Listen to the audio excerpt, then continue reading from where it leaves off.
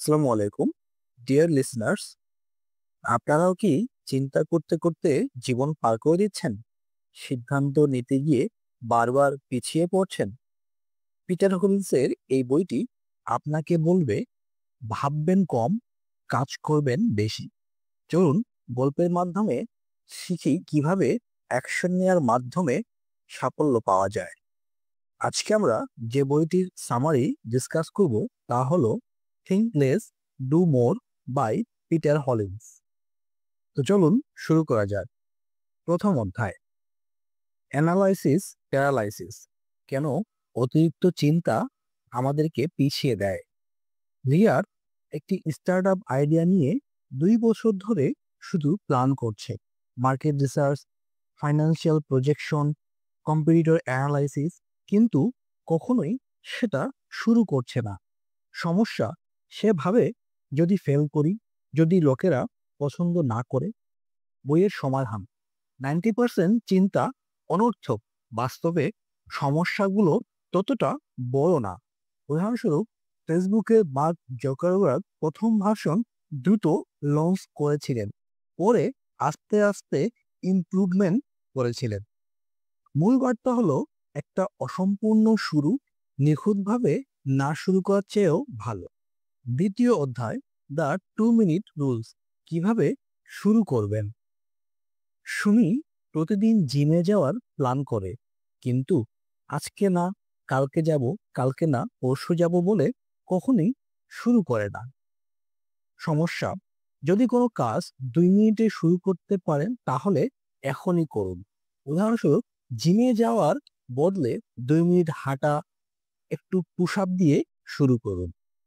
পড়াশোনা শুরু করতে শুধু 1 পৃষ্ঠা পড়ুন, এভাবে মাথা কাজে লেগে যাবে। মূল বার্তা হলো সাইকোলজিক্যালি শুরু করলেই মোমেন্টাম তৈরি হয়। তৃতীয় অধ্যায়, ফেইলর সাইকোলজি। ভুলকে ভয় পাবেন না। আরাফাত একটি ইউটিউব চ্যানেল খুললো, কিন্তু প্রথম ভিডিওতে মাত্র 10 ভিউ পেল। হতাশা হয়ে চ্যানেলটি ডিলিট করে দিল। বইয়ের মেসেজ হলো ভুল ছাড়া শেখা অসম্ভব। উদাহরণস্বরূপ, টমাস এডিসন 1000 বার ফেল করেছিলেন, কিন্তু বলেছিলেন আমি 1000 বার ট্রাই করার কারণে 1000টি উপায় শিখেছি, যেগুলো কাজ করে না। মূল বার্তা হলো ভুলকে ডাটা হিসেবে দেখুন, ব্যর্থতা হিসেবে নয়। চতুর্থ অধ্যায়, প্রোডাক্টিভিটি হ্যাকস। সময়ের সর্বোচ্চ ব্যবহার। তানিয়া দিনে 12 ঘন্টা অফিসে কাজ করে, কিন্তু প্রোডাক্টিভিটি জিরো। বইয়ের স্ট্র্যাটেজি হলো পোমোডারো টেকনিক, 25 মিনিট কাজ plus 5 minute break. Eat the frog পদ্ধতি, সকালে সবচেয়ে কঠিন কাজ প্রথমে সেরে ফেলুন। উদাহরণস্বরূপ, বিল গেটস সকাল 6টায় সবচেয়ে জটিল টাস্কগুলো করে ফেলতেন। মূল কথা হচ্ছে আমাদের সময় ম্যানেজমেন্ট নয়, এনার্জি ম্যানেজমেন্ট খুবই গুরুত্বপূর্ণ। তো যখন আমাদের এনার্জি হাই থাকে, তখন কঠিন কাজগুলোকে সেরে ফেলতে হবে। এভাবে আমরা প্রোডাক্টিভ হতে পারি।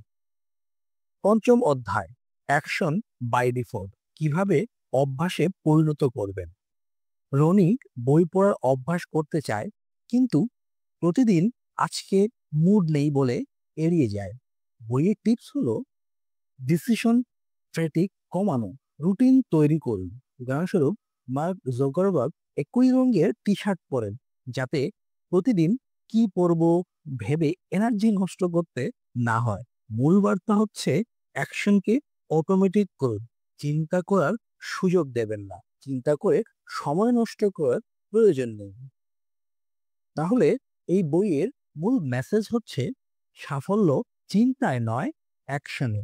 আপনি কি আজই একটি ছোট কাজ শুরু করবেন? নিচে কমেন্টে জানান।